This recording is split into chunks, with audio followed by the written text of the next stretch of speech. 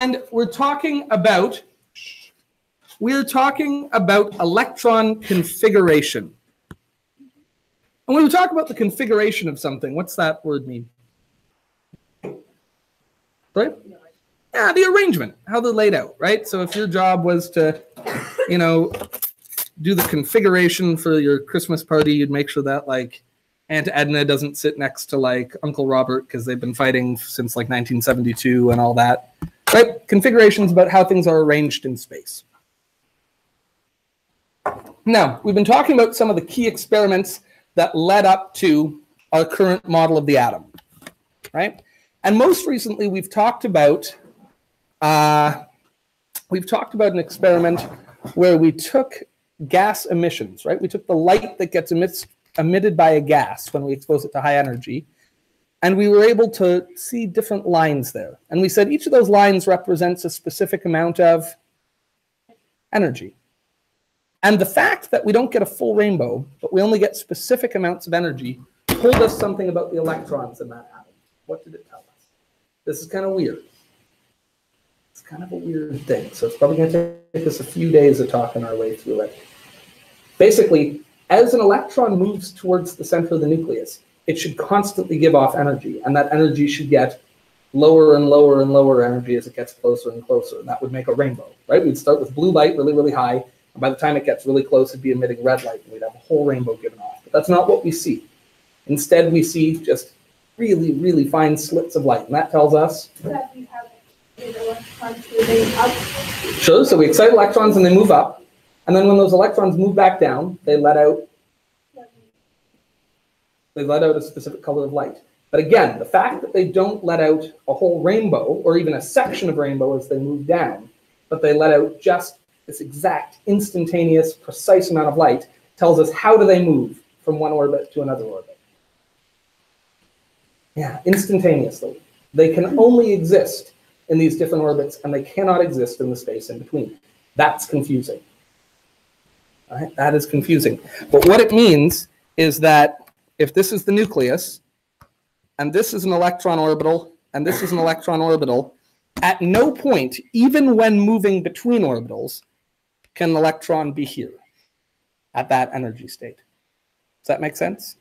You cannot exist in that state. You can be here, or you can be here, but you can't be between them.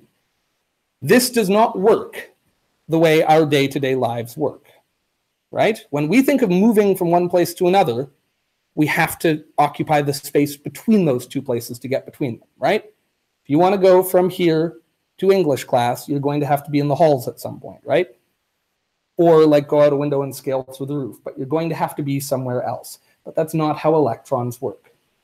If an electron was going from here to English class, it would disappear here and it would appear in English class. It cannot exist in the space between. Does that kind of make sense? Think of it this way. The light given off is really a measure, roughly, of how far away the atom is from the electron. If we tracked your distance from the nucleus, if we measured your distance from English class while you were moving, it'd be a number that went down and down and down and down and down as you got closer until it hit zero, right?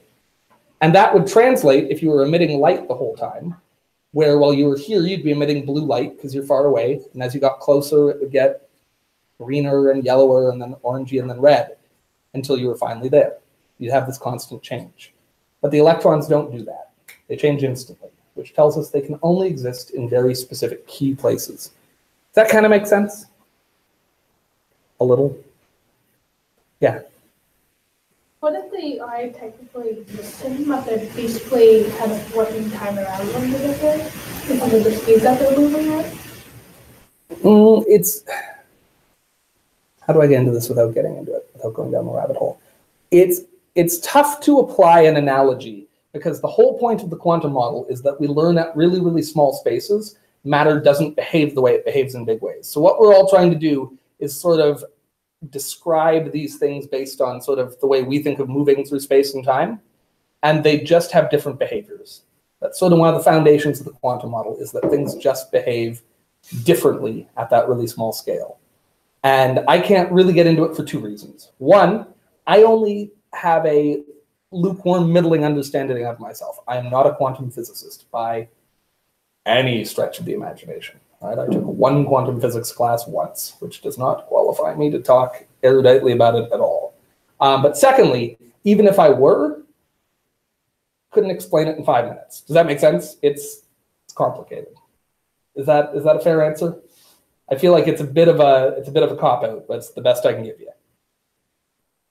So we can move between these two orbits, but we have to move between them instantaneously. We can exist in one orbit, we can exist in another orbit, but we can't exist in an energy state between them. And each orbit is, in fact, a distinct energy state. When an electron is in this orbit, the entire time it's in that orbit, it has a certain amount of energy, and that's constant. And when it moves up to this higher orbit, it now has a higher amount of energy, and that's fixed and constant. And if it moves back down, where does that energy go? Sorry? It gets released. And typically, how do electrons release energy when they go from a higher orbit to a lower one? Light. Right? That's our giveaway. When we see light emitted, one of the 3 main ways light gets emitted is by electrons moving from high energy states to low energy states. That energy has to go somewhere, and a convenient way for it to get released is light. Just like on the bigger scale, on the chemistry scale, most energy that gets released as heat. Right? You think about this, like just about every reaction, even if it releases some kind of other energy, they usually either get hot or cool down, right? Heat is kind of how they give and take energy. At the quantum scale, light is the most frequent way how energy is given and taken off.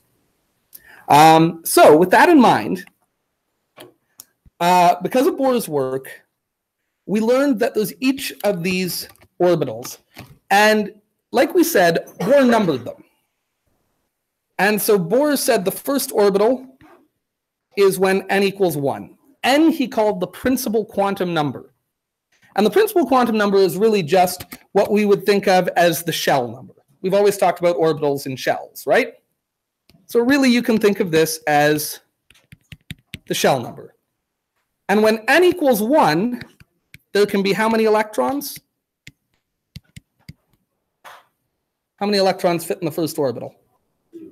2. Can I still your teacher for 1 minute? Okay. Like mine? What about when n equals 2, guys? Fill it in. But don't go to n equals 3. I'm going to blow your mind. Hi. Hi. This is Hope. This is her first day. Wonderful. She's coming from Thorold. Perfect. So she's going to be in your second period math. Oh, perfect. Not this one, but second period? You're going to be in Great. So Domingo's old room? Yeah, I was just going to say, we're not in this room. We are right at that last door right there. And you haven't missed too much. I think you'll be great. 1 day, I hope not. 2 days. 2 days. 2 days. Yeah, not much. So you should be in good shape. My mind's only been here for 1 day, though. And you're doing better than me. Let me tell you, I thought for sure I wasn't going to have to be here mentally today. Oh, yeah. Driving in like, yeah, that's okay. I'll see you in a second, okay? Nice meeting you. All right, so how many electrons fit in the second orbital? Good, we know this one.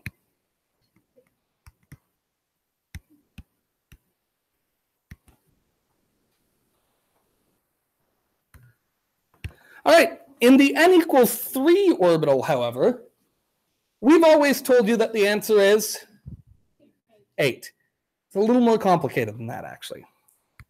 There can actually be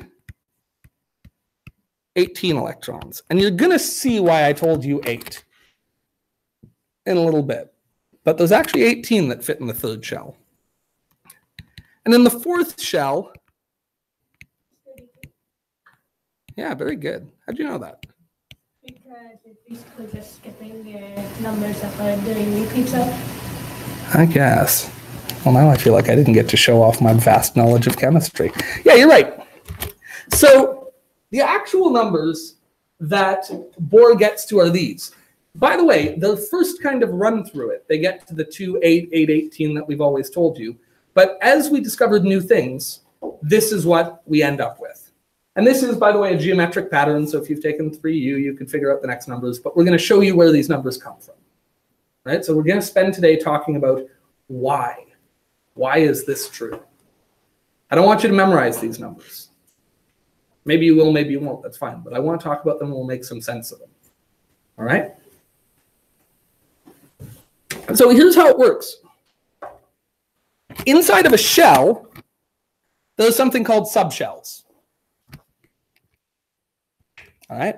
Inside of a shell, there are subshells. All right. And we're going to take a look at them. If you want to see like a little spoiler alert, you can look at the next page and see the different shapes. But there are subshells. Yeah. Yep. So think of it this way. Ready? We are eventually going to get to like thinking of an electron's location as like its address. Does that make sense? So if you think of the principal quantum number as being like what province an electron lives in, the subshell would be like what city it's in. And then after we talk about city, if I wanted to give you your address, what would you have to know?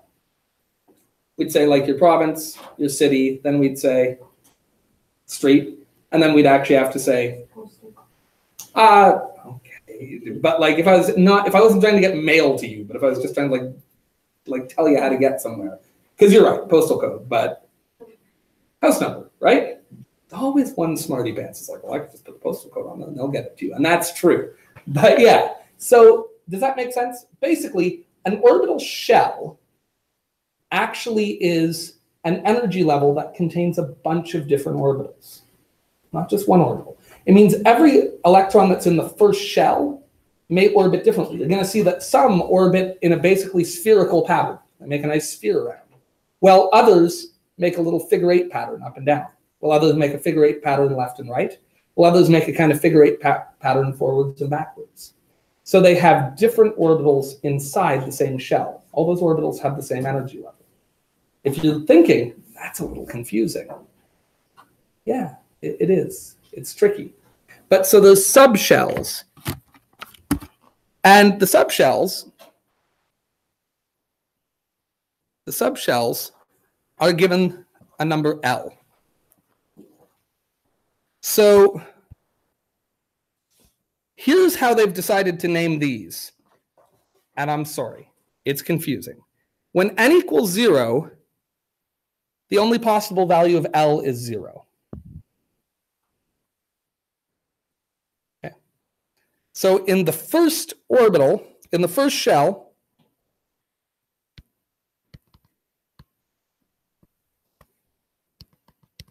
there's only one subshell.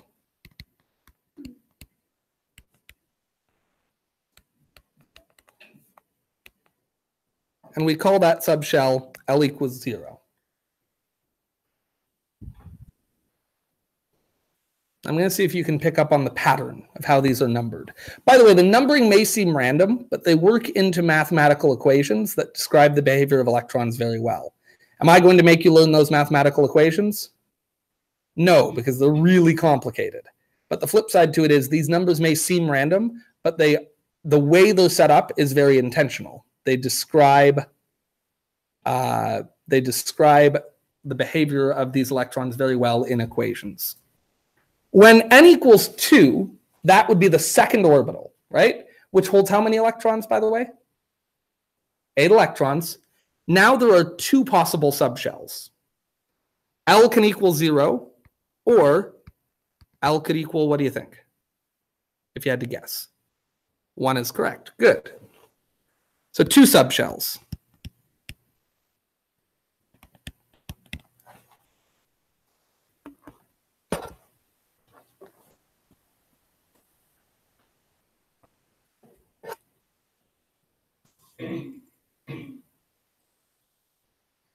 Okay. When n equals 3, what do you think the possible values of L will be? Very good. So L could equal 0, or L could equal 1, or L could equal 2. How many subshells is that? Very good.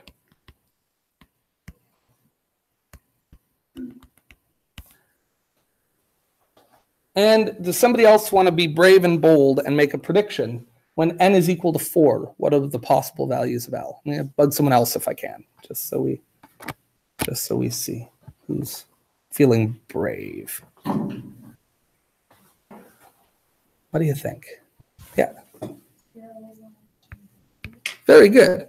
L could equal 0, or L could equal 1, or L could equal 2, or L could equal 3.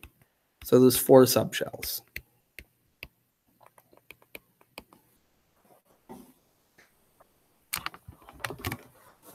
You can kind of think of it like this. N equals 1 is like the smallest province. How many cities does it have? It just has 1 city. That must be like Alberta. Well, not even Alberta. That must be like Saskatchewan or Manitoba, right? Like just Winnipeg. When we get to the second orbital, now how many cities does it have? 2. It's got 2 cities in that province. Does that kind of make sense? That's sort of a way of thinking it. So if you live in the second province, you could live in city 0, or you could live in city 1. If you lived in the third province, how many cities does it have? 3. And the way our kind of postal system here names them is you could live in the third province, city 0, or you could live in the third province, city 1, or you could live in the third province, city 2. Does that make sense? Kind of just as a numbering system. And if you live in the fourth province, how many cities does it have? 4. And so you could live in city 0, city 1, city 2, or city 3. That just as a numbering system kind of makes sense. It's a little weird, right? Because N starts at 1 and L starts at 0. If that seems arbitrary, all I can say to you is it isn't. There's a reason for it. The reason for it is just a complex wave equation, which will not make this less confusing for you. Is that fair? Okay. So, by the way, you can have more than 4 orbitals. In fact, we will see as we get going through the periodic table, in theory, if atoms could get big enough, you could have an infinite number of orbitals. In practice, 4 will get us everywhere we need to go. Hi, in the back way. Can I interrupt your class? Of course you for 2 can. minutes? I'll come up front. Yeah, sure. Please. I'm going class to class. My name is Mrs. Burns. I'm the school nurse. And the reason why I'm going class to class today is just to let everybody know next Thursday, February 15th, my office, the nurse's room, will be converted into a dental clinic. So we're going to have public health dental team coming down to do pre-oral checkups. It's quite private. It takes 5 minutes. You come in the office, they have a look. The door will be shut, so it's private. And the reason why it's so awesome, it only happens once a year, is because if they see any issues, they will pay for whatever it is just about that you need. So they will pay for x-rays, they will pay for fillings, they will pay for scaling, they will even pay for your wisdom teeth, which is $1,500. So it's once a year. It's for anybody who's 17 and under. And last year we had a great uptake. The hall was lined up. I mean, if you know, you can't beat free, right? No. It takes all of 5 minutes. And you know, oral health, like that could affect if you've got, you know, an infection or pain, interferes with your sleep, your concentration. It's all your overall health, right? That's why we do it. So it's one-stop shop, right? So if you can make a note of it. Yeah, what's the date again? So it's February 15th, next Thursday. Yeah, It'll I'll be in stick it in my the calendar. nurse's office, and Actually, honestly, it takes 5 minutes, and it can save your parents, you know, a lot of money. February 15th? Yes. I'm going to put it on the calendar. Is it all day, or is it? Well, we'd like to say it's in the morning, but last year it stretched out a little bit because there was lineups. So the teachers were pretty good about letting the students go, even during class. Nice. Yeah. So, okay. Can't be free. Thank you so much. No problem. Go because I got to hit every class. So have a good day, everybody. Perfect. I can tell you guys that I got married at 21 and moved out on my own, and I was off of my parents' benefits. And I didn't see a dentist again until age 33 when I became a full-time teacher and finally had benefits again. And 12 years without a dental checkup, you know, you developed all kinds of, you know, gum pain and things like that. And it's, yeah, take advantage of it when it's free. Because when it's not, I had to pay for like a minor little bit of dental work in my mid-20s. I think it cost me like $2,000. So, yeah.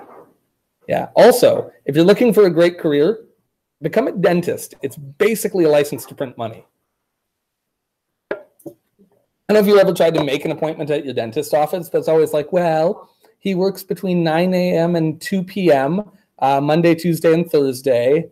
Oh, and he's on vacation that 2 months, so maybe we can fit you in this day. Like, licensed to print dentistry. Oh yeah. Life is an emergency. Exactly. Exactly. So think about that. Why is he on vacation? Because he's like, oh, I have so much money. What am I going to do with it? I guess I'll go on vacation. I guess I'll miss a month of work and that won't matter. Exactly. Anyway. He's having a movie stage right now.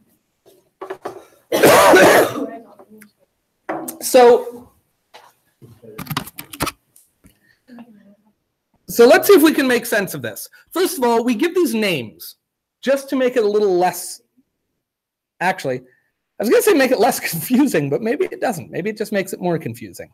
But we give them names. We call L equals 0 the s orbital. So anytime L is equal to 0, we call that an s orbital. Okay, that makes sense. We're going to start with letters. Okay, S. So when L equals 1, what are we going to call that? What would the next logical letter be? Good, so this is called the p orbital. Okay, that's cool. We got it. Okay. When L equals 2, what are we going to call that? This is the d orbital. It's all making good sense. And when L equals 3, we always call this. It is very good. The f orbital. Sorry? I remember how confusing this Yeah. We give them names. S, P, D, and F. Yes, SPDIF. I don't know what to tell you. No. Can I tell you? This is usually in math class the time I run to Calford and say, Calford, why is it like this? And he goes, wow, in 1842. And then like 38 minutes later, I'm like, I understand.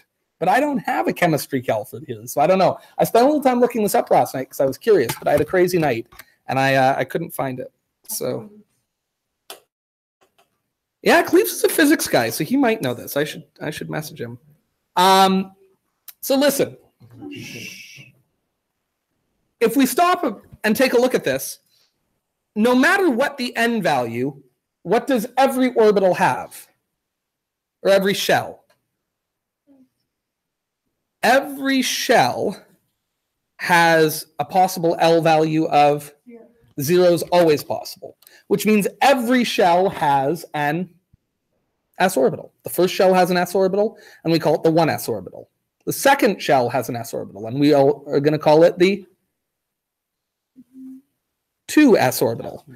The third shell has an s orbital, and we would call that the 3s orbital. And the fourth shell has an s orbital, and we would call it the 4s orbital. Does that make sense?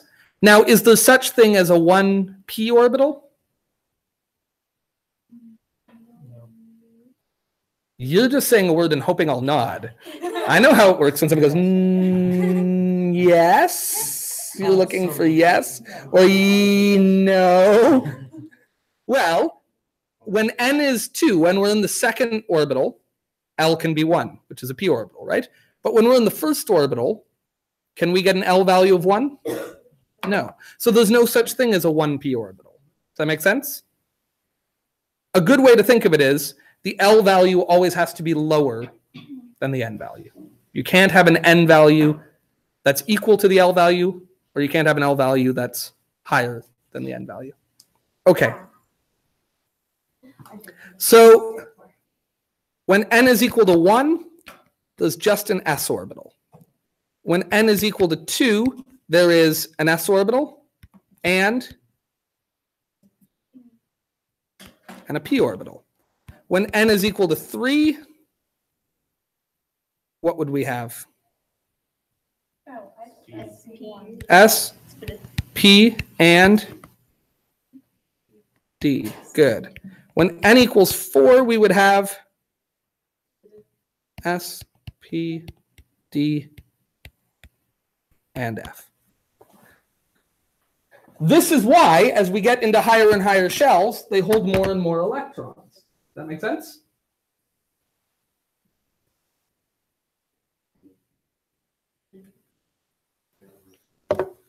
And I believe the next page, I gave you a nice drawing of what these actually look like. Before we go there, I want to explain something. We think of electrons as orbiting in nice, neat circles.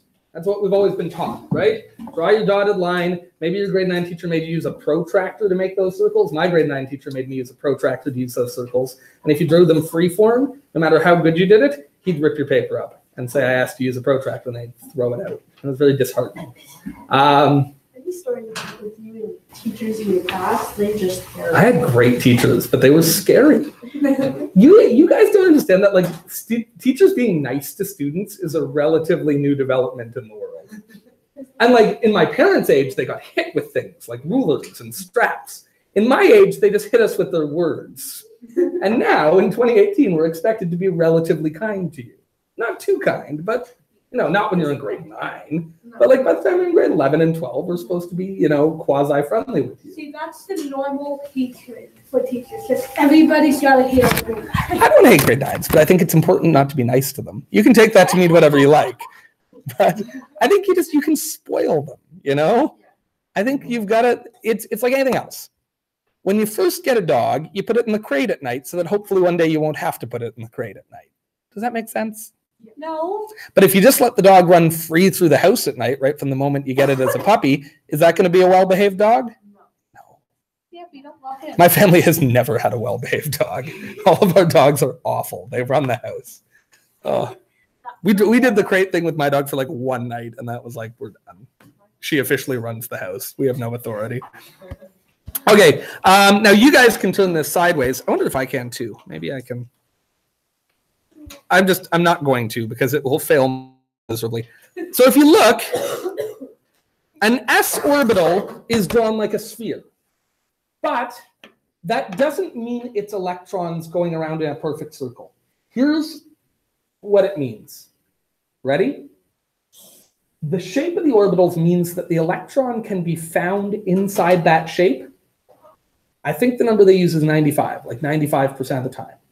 So an electron that's in an s orbital will be somewhere inside this sphere 95% of the time. They whip around pretty randomly. They move all over the place. But they're found roughly inside that shape. Does that make sense? Think of it as a fish in a fishbowl. Does your fish perfectly go around the outside in a perfect spherical pattern? Okay, I hate to tell you something. He's not sleeping. Whatever your mom said. And every few months he looks a little different. And they're like, he's kind of like a chameleon. And you're like, oh, that's really interesting. Like, that's totally true. Fish sometimes just change a little bit while you're away at school. It's a thing they do to keep you interested. So it's this weird thing. They swim upside down, and that lets them rest to recharge their energy and change the way they look on it. That's what I tell my kids. Get stuck upside down. That's right. He's regenerating. And every time I don't want to go, and then he's gone. I'll always remember when I was Flipper, and then he's gone. So, old Whovian humor for you. So in the L equals 0 orbital, what we call the s orbital, we get this almost perfectly spherical pattern. Does that make sense? So anytime an electron's in an s orbital, it fills that kind of spherical fishbowl, where it may be anywhere in it, but it's somewhere in that space. Does that kind of make sense? When your fish is in the fishbowl, he could be anywhere in it, but he's not going to be over here, right? He's stuck inside the glass. When we are in the p orbitals, now we have this kind of figure 8 shaped, right? And again, the electrons could be anywhere in there, but they're constrained inside of that shape. You can think of the electrons now being in a really kind of strange fishbowl, what actually would be kind of cool for fish. And if you look, we're going to talk about this in a minute, the p orbital is actually made up of 3 different orbitals. That's right, more numbers. One that kind of goes along the x-axis, two spheres, one that goes up and down on the z-axis, and one that goes left and right on the y-axis. Does that make sense? Yep. So does that mean this questioning the other day would be true to get them to go from one to the other without going into the space between? The reason the analogy fails is that it's not actually just about physical distance. It's about energy levels. Really, what the reason these shapes work is that with the right characteristics, anywhere inside this shape an electron is found, it'll have the same energy level. Specifically, the energy level it should have to be in an s orbital. When it gets a bit more energy and now it's in the p orbital, it will always, that math works for it to have the right energy level if it's found somewhere in that space. Or that space. Or that space. So that's only for like okay, now it's about to get weirder because in every subshell, those real orbitals. So we have, wait for it, we have the shell. That's like the province, all right? We said you could be in shell 1, shell 2, shell 3, shell 4, so on and so forth, right? That's like your provinces. Then we said inside each province, there are cities. Inside of each subshell, there are subshells, right? You could be in the S subshell, or the P subshell, or the D subshell, or the F subshell. Does that make sense? Now, are all cities the same size? No. In fact, I grew up in Niagara Falls. And Niagara Falls is just kind of a city, and it's just a city, right? But if you grew up in New York City, you wouldn't just say I grew up in New York City, right? Because New York City is like a d orbital. You could have grown up in New York City in the Bronx, or you could have grown up in New York City in Manhattan, or you could have grown up in New York City in Queens, right? Or you could have grown up in New York City in the other boroughs that I can never remember. Long Island is one of them. Does that make sense?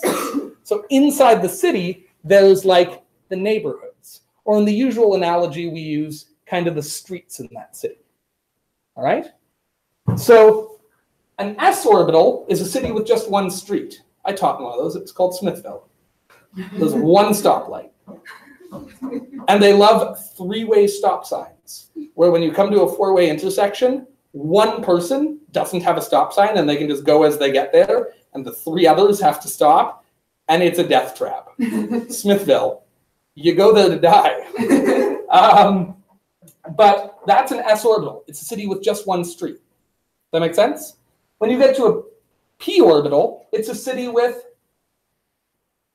3 streets. When you get to a d orbital, it's a city with 5 streets. And when you get to an f orbital, it's a city with 7 streets. Does that help as an analogy? I find it helpful. That's the next thing we're going to talk about. Every subshell has some real orbitals in it. And those real orbitals are like the street. And the smaller the subshell, the fewer orbitals it has. That make sense? And the orbitals are like streets. They're the place where people actually live. Okay? So this gives us the next discovery, which we call the magnetic quantum number.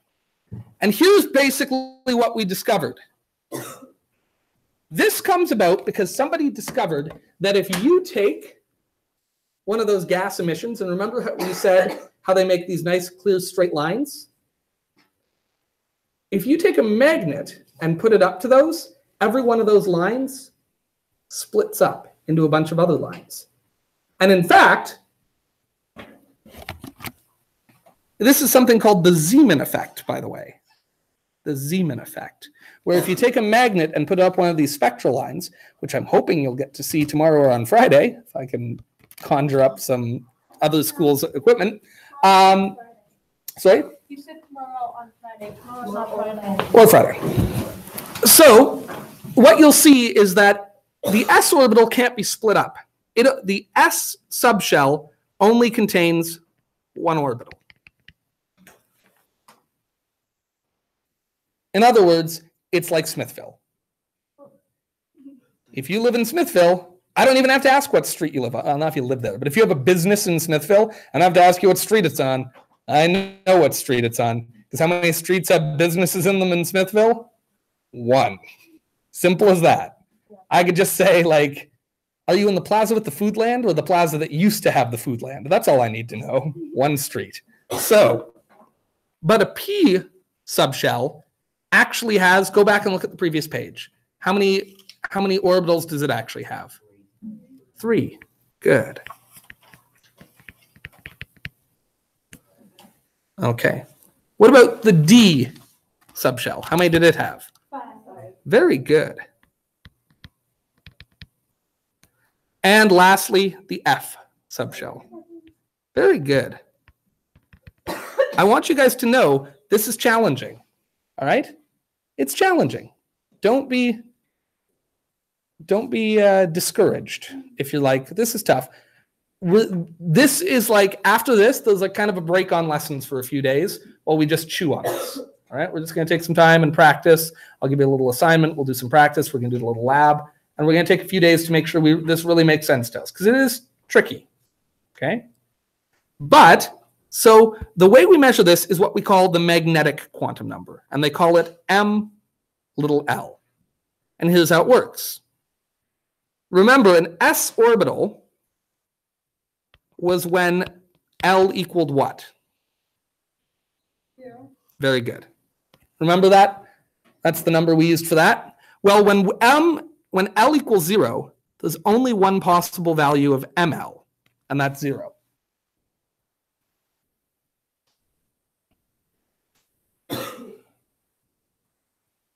But in the p orbital, what could L equal?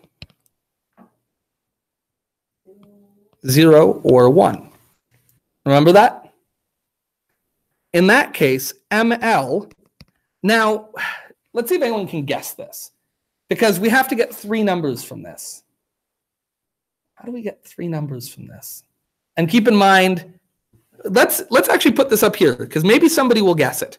What is L possible when we get to the d orbital? L could equal 0, 1 or 2. And what about the f orbital? L could equal 0, 1, 2, and 3. So how in the world am I going to get 3 orbitals from this, 5 orbitals from that, and 7 orbitals from that? Does anyone know? It's sneaky. I'll be super impressed if you get it. Okay, I saw your hand first. What do you think? Like 1.5. Like Nope, it's a good guess. It's a good guess, but nope. What do you think? For the P1, it would be 0, 1, and -1. Very good. I'm going to put them in this order. -1, 0, and 1. That's very good. Yeah. So what would it be then in the d orbital? What would the possible values of ML be? Very good. And then obviously, what would it be in the f orbital? Negative.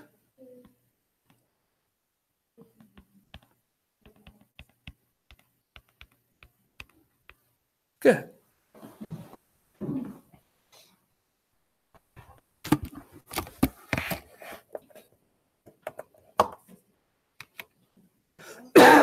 Oh, I meant to write all that stuff in the space below. That doesn't matter. It just means we're going to have an empty space below now.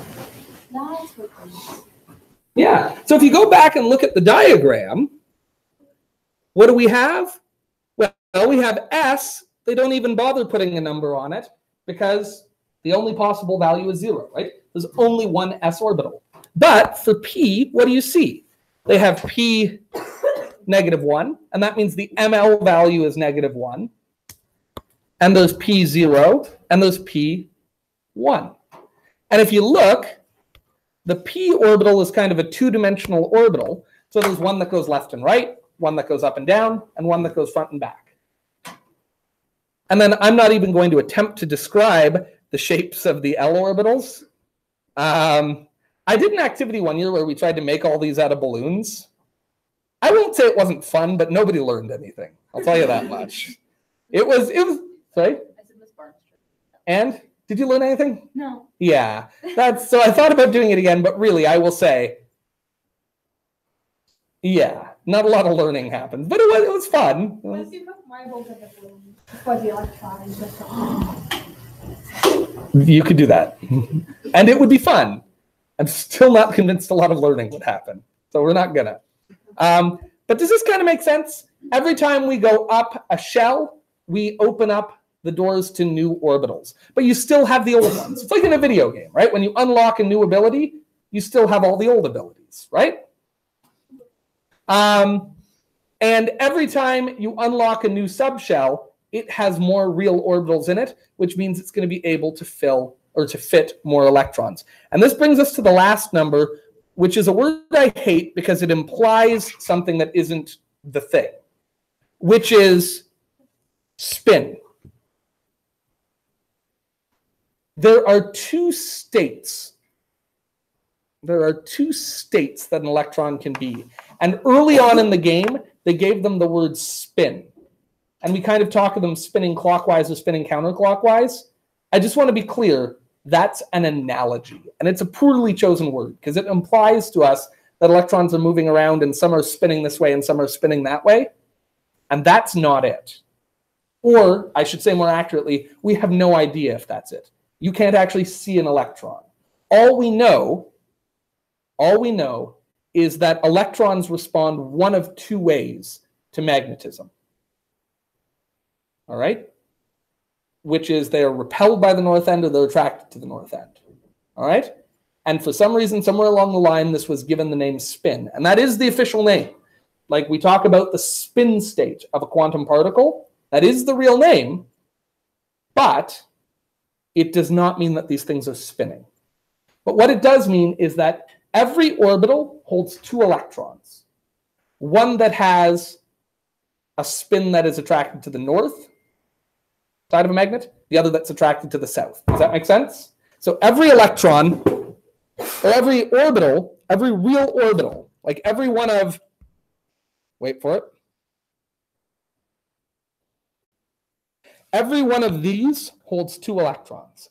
So 2 electrons can fit in there. How many will this hold? 2 electrons. Hey, how many will this one hold? 2 electrons. Does that make sense? Every single one of these can hold 2 electrons, which means, by the way, that an s orbital altogether can hold how many electrons? 2. Hey, a p orbital altogether can hold how many? 6, because each one of these holds 2. An L orbital will hold how many altogether? 10, because 2, 4, 6, 8, 10. And the F orbital altogether will hold how many? 14. Does that feel okay? Again, we're going to talk about this lots. Do you feel like your mind's exploding with numbers? We're going to talk about lots. We're going to talk about lots. We're going to draw it out. It'll make more sense. So that's the last thing, which is MS can be one of 2 values. And again, this seems really arbitrary. You just have to trust me that when you get to university and actually start working with the wave equations, it wouldn't work if these numbers were -1 and +1. All right? To make the equations work, the values they have to use are +1/2 and -1/2. Just how it works. Okay. Who feels like, Mr. Orlando, this is really interesting, but can you give me a little bit more to learn today? Anyone? Anyone? But wait, there's more. No, here's the thing. It's actually going to be better for you when you start putting these things saying, hey, let's talk about the atom beryllium. What do its electrons look like? It helps. I promise. I promise, I promise, I promise it helps. So here's the deal. Every electron has a unique address.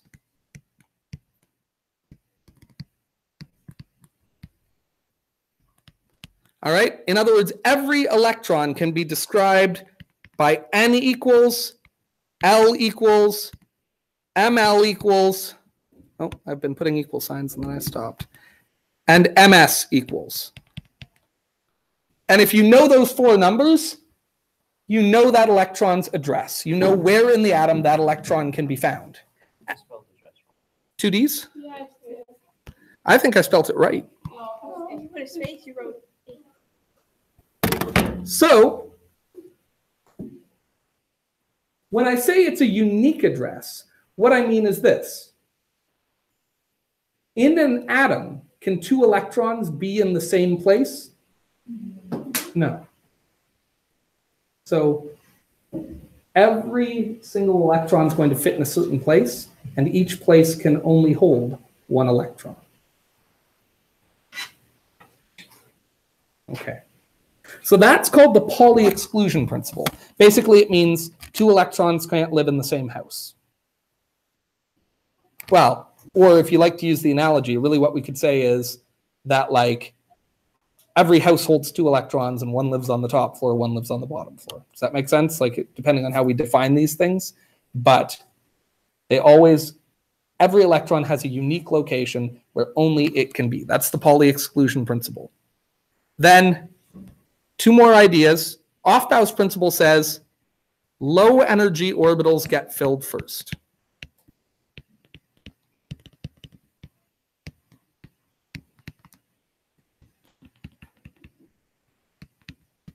So we will always put an electron in a low energy orbital before we put one in a high energy orbital, which means hydrogen's only electron is not going to be in shell 5. Does that make sense?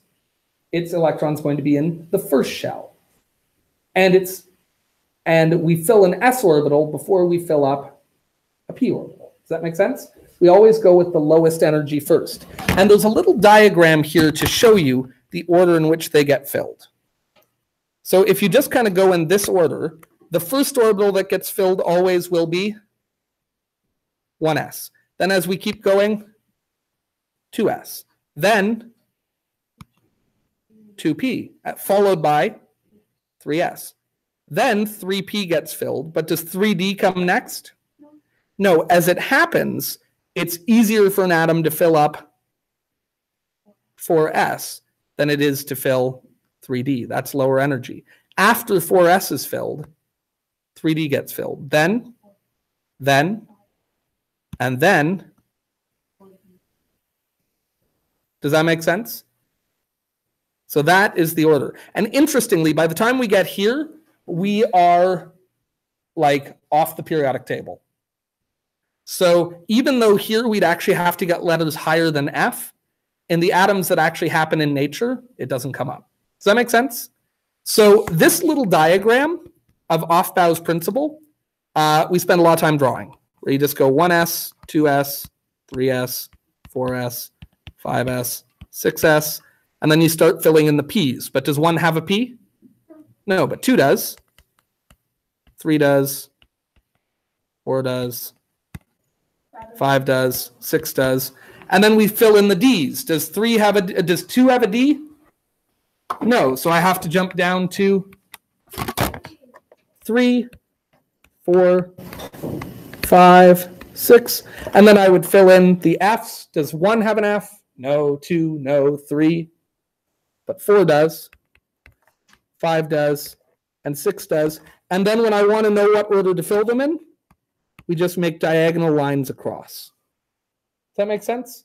You will draw this thing like a bunch of times. It will become very second nature, but I've also given it to you here. That make sense? Okay.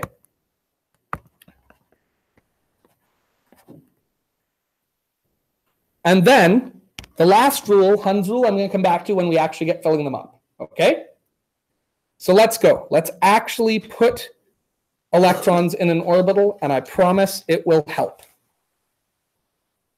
Okay? So we're talking about iron here. How many electrons does iron have?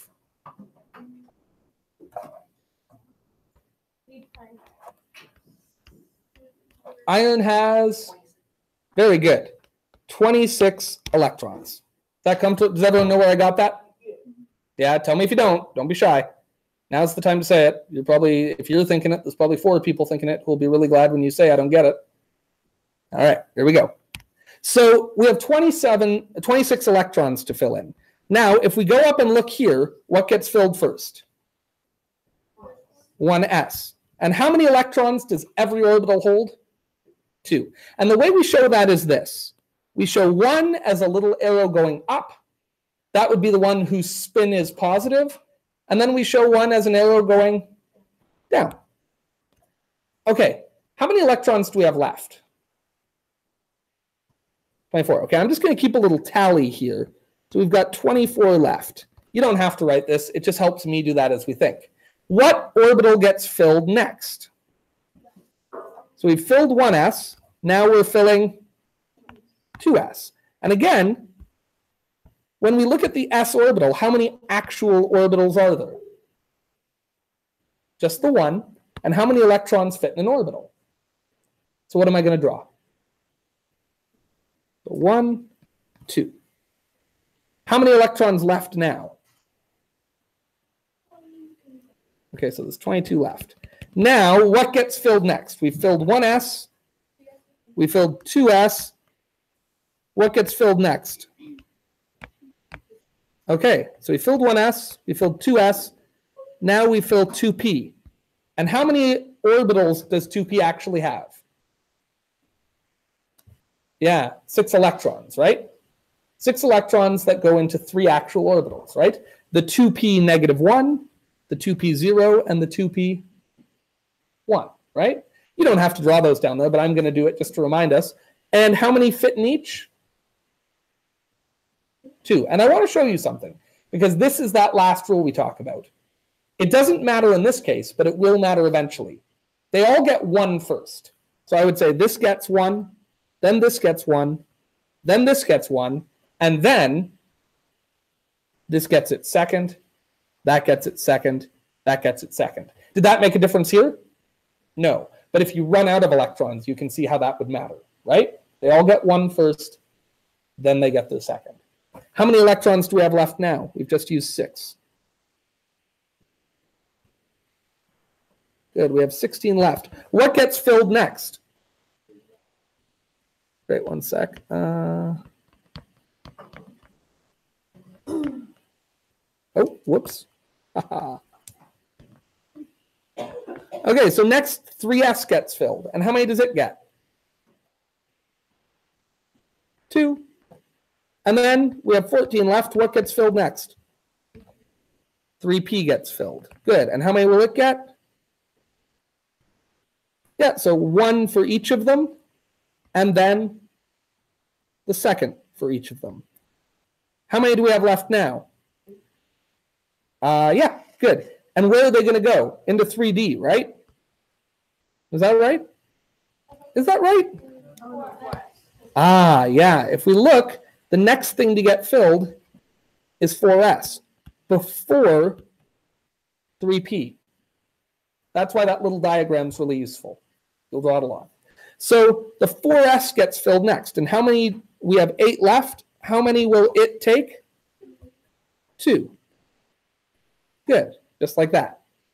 So now how many do we have left? And where are they going to go? Now we go to 3D. And are we going to be able to fill 3D? Because how many would it fit? It would fit 10. But how many do we have left? We only have 6 left. And here, do I go 1, 2, 3, 4, 5, 6? No. What did we say the rule was? Good. So what's that going to look like? Like that? Like that? Like that? Like that? Like that? And then just the first one. Does that make sense? And that is the electron configuration of iron. Tomorrow we'll talk about how we notate that. But for today, I just want to be able to get them in there. And keep in mind, we can now describe the quantum address of any of these. Remember that this whole row is n equals 1. This whole row is n equals. This whole row is n equals. This whole row is n equals 4. This whole column is L equals. All of these s orbitals are when L equals 0. All of these p orbitals are when L equals. All of these d orbitals are when L equals. And then inside of this, we could put the ml values, right? And this would be -1. This would be -1, 0, 1, -1, 0, 1. And what about here? What are the ml values in the d orbital? -2, -1, 0, 1, 2, right? And these are all just 0, of course, right? So I want to pick an electron and just talk about its quantum address. And it makes no difference. Somebody give me an electron to pick. Tell me when to stop. Okay, I like it. Right there. Does everyone see that one? Let's talk about the quantum address of this guy. So every electron can be described with its N, L, ML, and MS value. So talk to me. What is the N value of this electron? Good. How do you know that?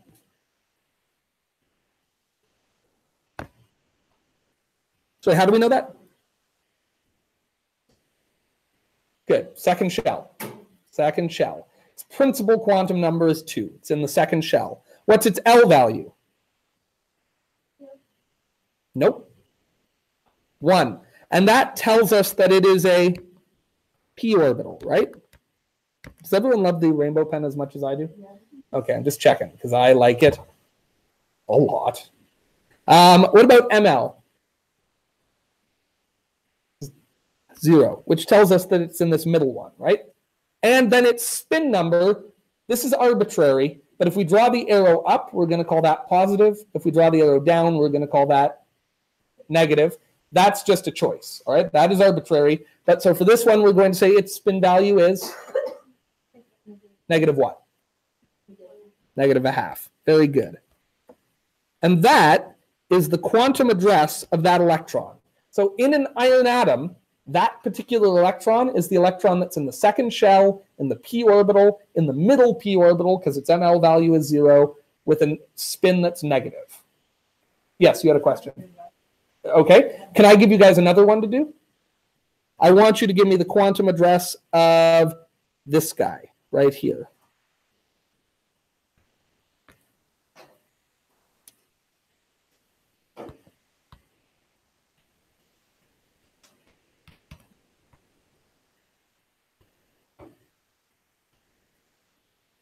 And everyone can see the one I'm talking about, all right? Cool. Ooh, oh boy. There we go.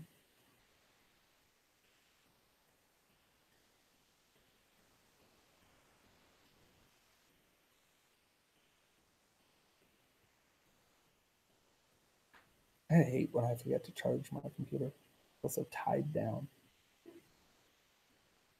That caveman taught plugged in, honestly. Oh yeah, it's a well-known fact. All that survived is the stone paintings, because of course this will decay over time. But yeah, no, they were tech forward, those cavemen and women. You know, I mean, we talk about cavemen like they're the only people who were there. I hate to explain some basic biology to you, but there had to be cave ladies too. Why do you hate to talk about it?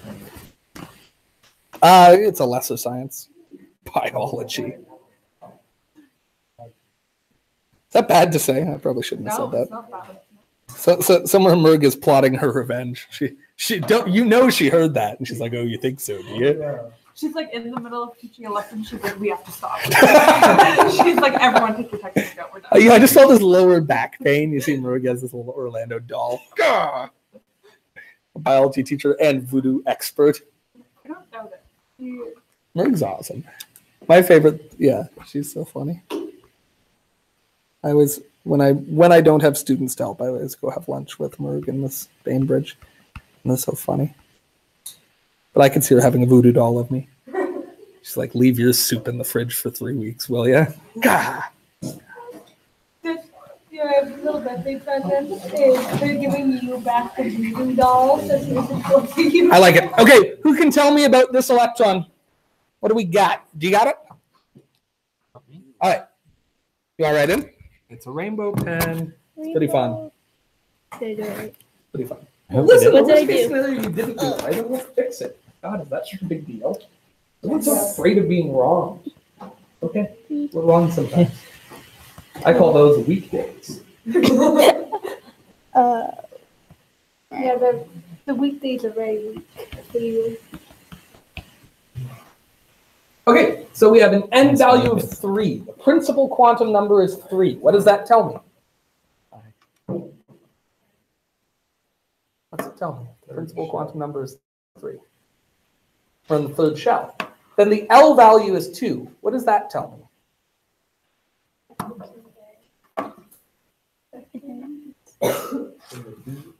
It's a d orbital. Good, because if that number were 0, it'd be an s orbital. If it were 1, it'd be a p orbital. So because it's 2, we know it's a d orbital. Now, a d orbital actually has how many real orbitals? How many real orbitals in a d? Yeah, nice and loud. You be bold, you. 5, good. But which one is this in? It's in the one we've numbered 1. By the way, what do those numbers span from and to? Right? Like what would have been the possible ML values? -2. Yeah, -2, -1, 0, 1, and 2. This is in 1, so it's in the second to last one. And lastly, this says a magnetic spin value of +0.5, which means that its spin is positive. And again, I really want to get those air quotes around spin. It is not saying this thing is spinning around. It may be spinning around, but that's not what this describes. It just means it reacts to magnetic fields in a certain way. And if its spin were opposite, it would react to magnetic fields the opposite way. Cool? I want you guys to try the next one. We should get the next one done before we go. You're going to do it without me. And then on the next page, I think all I gave you for homework was 3 different ones to try. Maybe 4. 4? Yeah, 4. But first, before we go, we got 4 minutes. That's plenty of time to get this next one filled in. So go ahead and do that.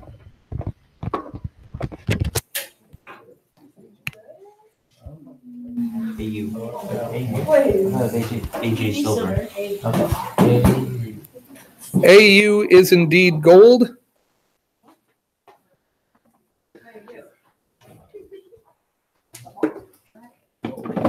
It is a lot to keep track of, right? But do you all see that it really is better once you get filling them in?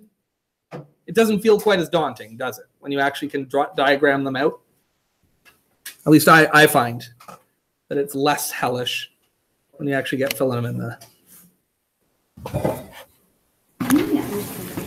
Beside HQ outside.